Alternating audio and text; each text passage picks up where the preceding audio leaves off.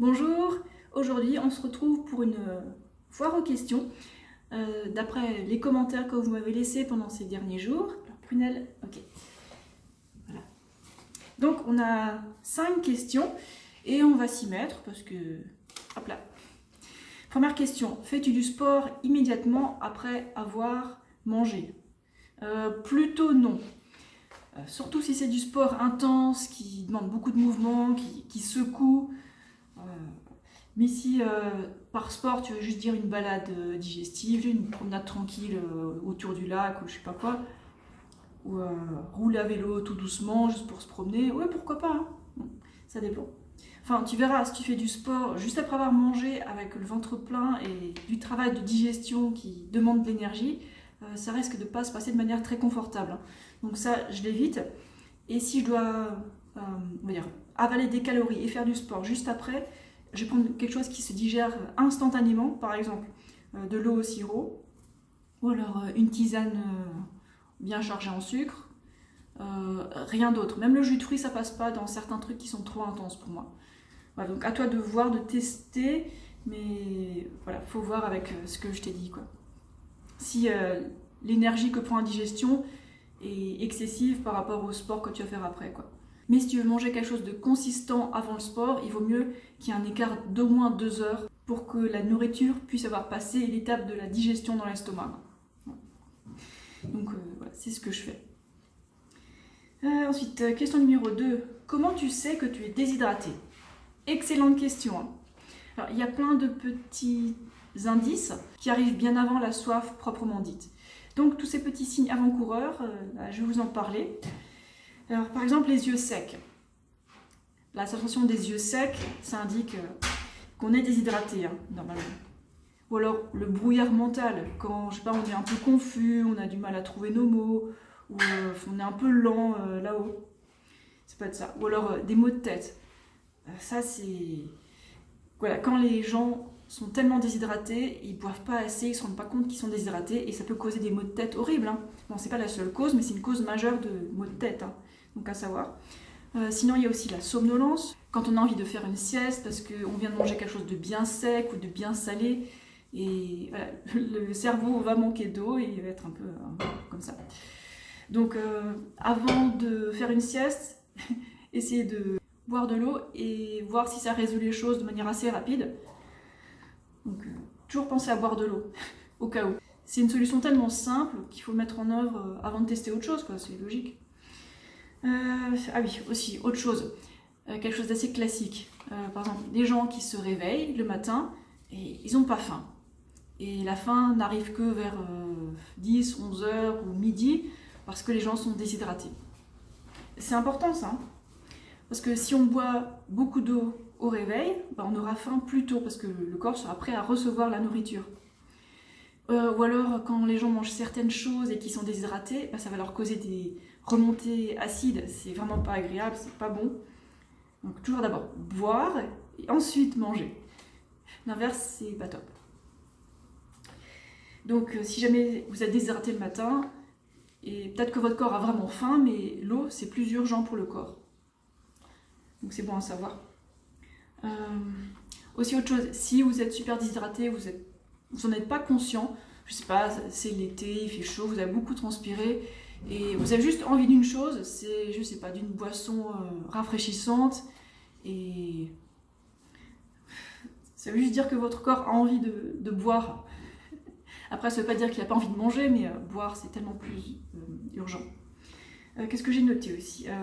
Ah oui, la peau sèche. Bon, ça c'est assez évident. La peau sèche, ou alors qui fait des rides bizarres, qui partent et qui viennent pendant la journée, ça peut être ça, hein. Surtout le matin. Ouais, aussi le matin. Quand le visage est gonflé et que ce gonflement part dans la journée. Je vous parie que c'est le manque d'eau.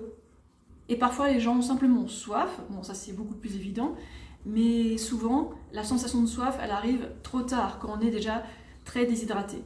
Donc ça peut être bien de prévenir, quoi. Alors bref, qu'est-ce qu'on boit comme eau? Combien on boit de l'eau? Plein de questions. Alors déjà, ça peut être bien de boire de l'eau qui a un goût neutre, pas de l'eau de ville qui a un sale goût. Donc, ouais, dans certaines villes c'est pire que d'autres, donc ça peut être bien d'avoir au niveau de son robinet, d'être équipé d'une osmose inverse pour l'eau, ou alors un filtre. Il y a tellement de sortes de filtres, c'est à vous de voir. Alors combien d'eau boire, je lui ai dit, c'est peut-être 2,5 litres, voilà, à adapter un peu. Et quand boire, enfin, avant les repas et au réveil, ça c'est les moments principaux pour boire. Et évidemment quand vous avez soif, entre les repas. Ouais, on va passer à la question suivante, parce que je pense que l'eau c'est clair maintenant. Tu n'as pas froid avec cette baisse de température? Ça dépend. Bon là, il fait pas super froid non plus, mais oui, ça a baissé clairement ces derniers jours. Alors là, bon, j'ai pas de manche, mais c'est parce que je suis un peu à courir dans tous les sens à la maison, je suis en train de faire plein de choses qui me demandent de bouger un peu mon corps. Mais si je vais m'asseoir pour aller travailler au bureau, qui est juste à côté, hein, ou alors pour, je sais pas, faire un puzzle, lire un livre, etc. Et ben, je vais mettre ma petite doudoune d'intérieur, c'est une doudoune légère. Comme ça, j'aurai chaud, même si je suis assise. Et ben, on n'a pas encore mis le chauffage. Je ne sais pas si on va le mettre cet hiver. Ouais, il faut qu'on en discute. Mais on peut se passer le chauffage. Hein. Bon, sachant qu'on est dans le nord-est de la France, bon, il fait froid. Hein, mais bon, on n'est pas en Norvège non plus, quoi. Donc ça va, on va s'en sortir. Ça fait quelques économies aussi. D'argent qu'on pourrait dépenser en trucs qu'on aime bien, par exemple, je sais pas, de la nourriture ou des puzzles. Je vais y revenir. Justement, parce que quelqu'un m'a dit, quand tu fais des puzzles, est-ce que tu écoutes des vidéos, de la musique ou rien du tout? Ça me donne envie d'en faire. Ah, c'est chouette comme loisir. D'ailleurs, je vais vous montrer les puzzles en attente, que j'ai pas encore fait, que je vais faire cet hiver, parce que je suis prête, hein, je suis équipée pour m'occuper cet hiver, quand il fera froid dehors. Donc, quand je fais des puzzles, des fois je fais rien, j'écoute pas de vidéos, de musique, parce que je m'ennuie pas en fait quand je suis dans ma propre compagnie en train de faire quelque chose. Et des fois j'ai envie d'écouter, je sais pas, une conférence ou... Alors la musique, non. J'ai plus envie d'écouter de la musique depuis de très nombreuses années. Je sais pas, j'aime plus ça, la musique en général. Bon, je peux écouter une chanson, mais après j'en ai ras-le-bol. Et ce que j'aime pas avec la musique, c'est que ça reste dans la tête, ça s'en va pas. Même quand une musique est, je sais pas, rigolote ou amusante ou plaisante, dansante, etc., ça peut être sympa sur le coup, mais après quand la musique ne sort plus de la tête, c'est pénible. Alors pour éviter ça, je trouve le moyen, c'est de ne plus en écouter. Ou alors si je veux juste un fond sonore agréable, qui me reste pas dans la tête, et ben, j'écoute, je sais pas, de la rivière, des oiseaux, des sons de la nature, quoi. Et ça, étrangement, ça reste pas coincé là-haut. Alors apparemment, il y a une petite astuce que j'ai du mal à appliquer pour arrêter de penser à certaines musiques, c'est d'écouter la fin de la chanson, de la musique. Et ça peut aider le cerveau à se dire, ok, j'ai fini cette tâche, on peut passer à autre chose. Pourquoi pas? Et j'ai une dernière question là qu'on m'a posée. Donc je disais que le chocolat, c'est pas génial. Et quelqu'un m'a dit, mais pourtant le docteur Joyeux recommande le chocolat noir en petite quantité. Je sais qu'il y a plein de thérapeutes, etc., qui recommandent un peu de chocolat noir. Je pense qu'en fait, ils ont un biais, c'est qu'ils aiment faire ça et ils le font. Donc ils recommandent ce qu'ils font. C'est pas forcément super honnête, oui. De temps en temps, je mange du chocolat, mais je le recommande pas parce que c'est pas sain. Pourquoi? Parce que dans le chocolat, il y a de la théobromine et il y a de la caféine. Et les deux, là, ce sont des neurotoxines. Donc il vaut mieux s'en passer. Bon, on peut en manger si on veut, moi je vous interdis rien, hein, mais il faut savoir que la quantité idéale de chocolat, c'est 0. Que le chocolat soit noir, moins noir, peu importe. Il y aura forcément de la théobromine ou de la caféine dedans. Donc idéalement, non. Bon, après, vous faites toujours ce que vous voulez, hein. Moi je vous donne juste mon avis, des pistes à suivre, des connaissances que vous pouvez vérifier vous-même, et après vous faites ce que vous voulez.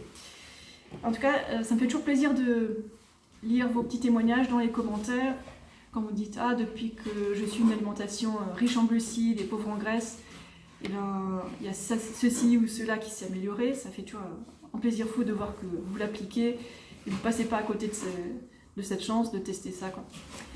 Voilà. Sinon, si vous voulez plein de témoignages, je les ai regroupés dans mon livre d'or qui est sur mon site, donc Vous tapez livre d'or 12 frugalité, vous tombez dessus dans un navigateur et c'est génial de voir toutes ces vies qui se sont améliorées rien qu'en changeant une alimentation et en se régalant en plus. Voilà. Donc c'est toujours chouette. Et maintenant, il y a Paul qui est en train de faire des nouilles, donc je vais arrêter la vidéo, comme ça il pourra faire un peu de bruit à la cuisine. Voilà. Et les petits chats vous disent coucou.